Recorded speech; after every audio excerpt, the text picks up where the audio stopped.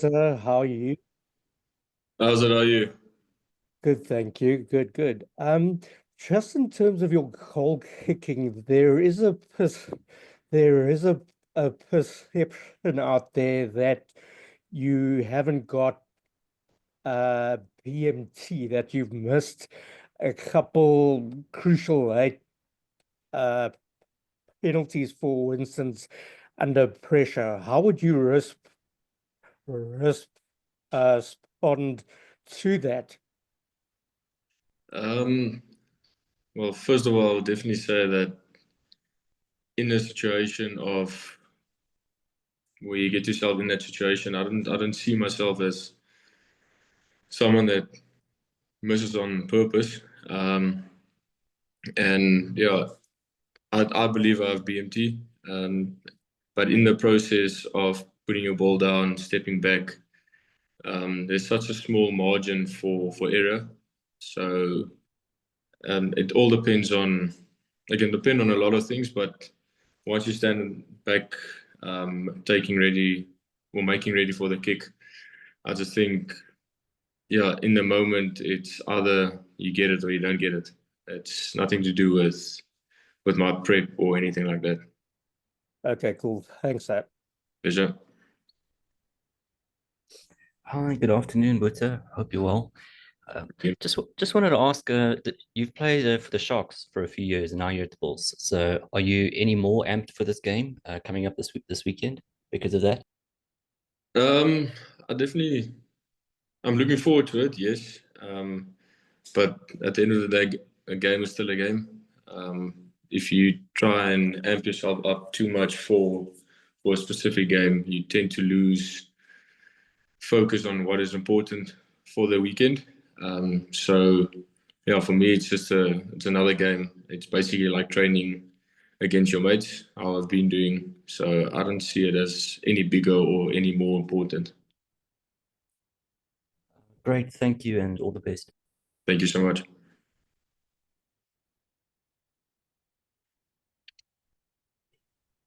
Hi, Boeta. How's it? Going back to goal kicking, at Newlands last weekend, there were a few really what seemed quite straightforward kicks missed by other kickers, not by you, funnily enough, which seemed quite crucial at the time. What was the difficulty at Newlands on Saturday? And presumably those sort of things aren't going to exist up at Loftus on Saturday. Yeah, I think conditions had a big factor in it. The wind was swirling. It's also not a ground that you're so familiar with. You come there on the Friday, then you start kicking there for the first time. So I think it's just a lack of concentration in that moment of expecting to get that kick over because it's such a straightforward kick. But yeah, it's normally the easiest kicks that's actually the hardest kicks because everyone expects you to get it over.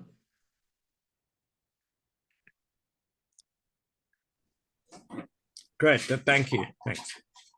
Pleasure. Hi, Henry Chamberlain. How are you? I'm good. Thanks yourself. Right, man. I actually felt, and I mentioned to Jake a couple of weeks back also that you've been going really well in the last few games for the Bulls. It's a pity that you haven't been starting now. The last game also, Valley started last week. But how do you feel in terms of your game? Do you feel a bit more positive and things are going better than perhaps a year ago? Yes, yeah, 100%.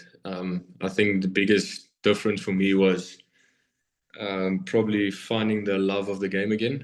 And that's a big thanks to the guys around me. That made me feel comfortable straight away.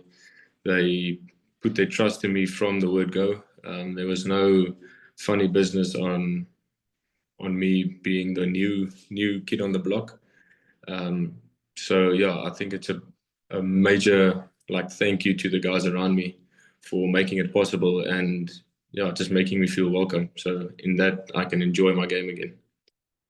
And I guess it helps that the backline coach is a former flower of himself in Chris. Yeah. And how's he helped you in terms of handling the pressure? You spoke now about the goal kicking not being so much a technique thing, but maybe perhaps more the mental, the situation you're in and the occasion. Yeah, no, it's always nice to talk to someone that's been there and done that. So it's always nice to learn from someone that has played there before and dealt with certain situations better or in a different way. So there's always room to improve. There's always room to get better. And yeah, he's just told me from day one just to do what I do and do what I do best. And yeah, he's been helping me a lot with my kicking as well. So yeah, just the process of finding something that works and sticking to that. So I think with him being an ex-Flav as well, it's helped a lot. And just finally, Boeta, in terms of Saturday's game, we spoke to Kane Woody now a few minutes ago, and he spoke about the conditions being a bit difficult also at Cape Town, and you guys played a certain way because he had to chase a lot of high balls, and high kicks. Whereas at Loftus, we always find you guys in full flow, spreading that ball, taking it up, flouls, breaking the line as well. What's a big difference that obviously at home you're more comfortable, but what is the major difference in terms of actually the thing that allows you to play that natural game at Loftus? I think it depends on the team we play, because every team we have a different game plan. Every team we do our homework differently and come up with a plan that we think and feel will fit the best for that weekend. And yeah, with me and Apiwe being at the Sharks for quite a while, so I gave a bit of inside information of how they want to play and what they're looking for and stuff. So we've definitely got a good game plan going into this weekend, knowing what to expect and the individuals that they have, what they can bring as well. So it's just trying to focus on us, focus on our game plan, and execute it as best as possible. And what is that exactly? I promise I won't tell Plum. just joking. But just finally, sorry, Boeta, just finally, in terms of that December defeat to them in Durban, obviously, it came at a difficult time for you guys. You guys had just also come back from tour and lost the Champions Cup game as well. What do you take out of that going into this week? Are there a few lessons that you guys can learn from that game as well? Yeah, no, for sure. There was a lot of unnecessary mistakes from our side, controllable mistakes that we lacked. So if we just cut off on certain mistakes that we can control, I think that will definitely help a lot.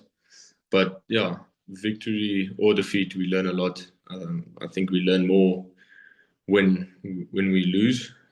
So yeah, everyone knows what to do. Everyone knows what to expect. So I think that I've got a feeling this weekend will be a good weekend. Cool. Thanks a lot, man. Thank you. How's it, Boeta? I hope you're well on that side. Boeta, what is the biggest threat that the Sharks pose to this good run you guys have enjoyed over the last few weeks in the SA derbies? Sorry, can you repeat that? What is the biggest threat that the Sharks pose to your guys' good run in the SA derbies over the last few weeks? I would definitely say the individuals that they can create something out of absolutely nothing. So ideally against the Sharks, we tend to keep it as structured as possible because they love off unstructured play. So I think going into this weekend, the biggest thing for us will just keep it as tidy as possible. And just reverting back to the kicking, over the years I've spoken to a lot of guys and players or former players like Franco Smith believe that Loftus Versfeld is the best place for a guy to kick. Do you share this sentiment? Yes, no, 100%. Loftus ball travels a bit further. The wind doesn't have such a big factor in there. And all you have to do is just aim straight and strike it nicely, and hopefully it goes over. Thanks, Boeta. All the best for the weekend. Thank you so much. Right, can we then take Refilwe and then Brandon L will be the last one for the session. Thank you.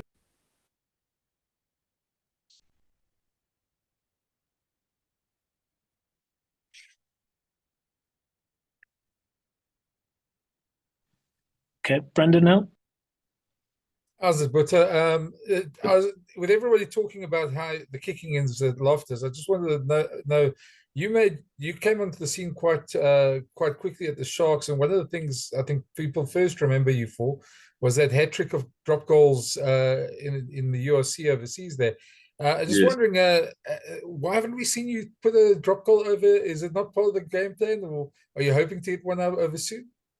No, like, I always tend to have a like a sneaky look to the polls if we're on a certain position on the field, but it's more feeling based, just to like get that feeling of, okay, I've been striking it nicely, I feel comfortable in this position.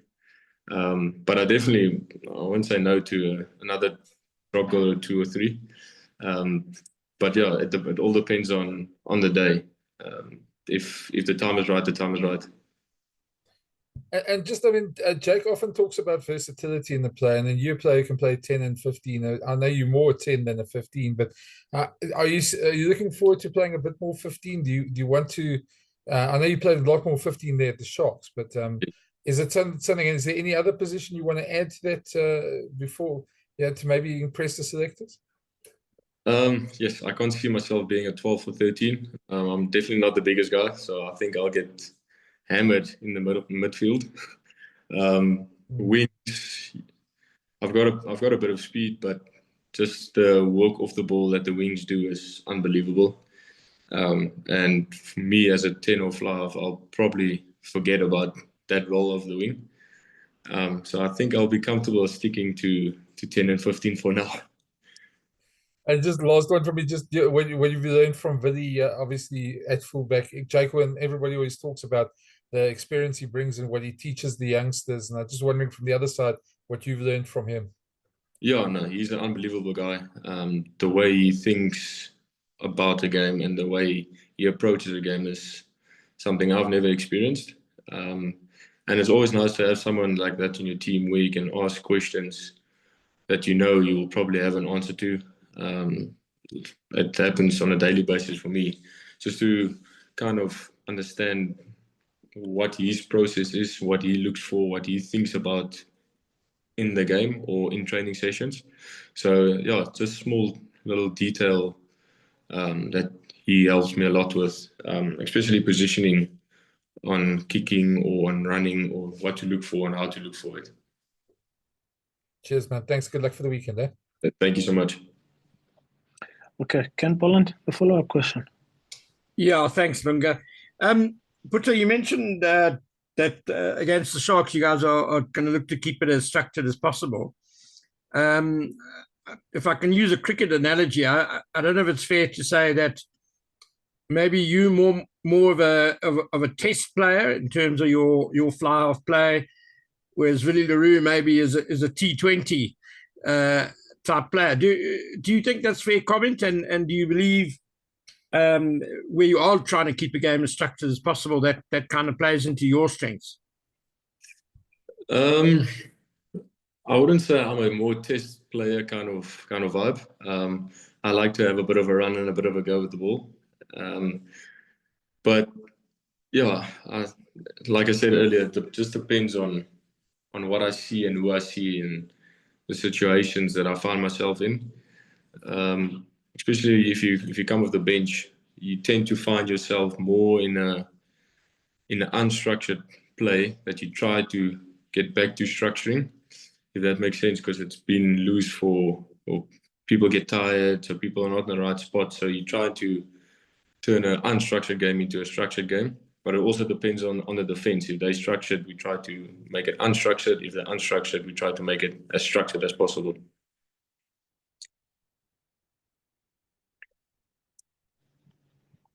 Cool. Thank you, Ken. Thank you, everybody.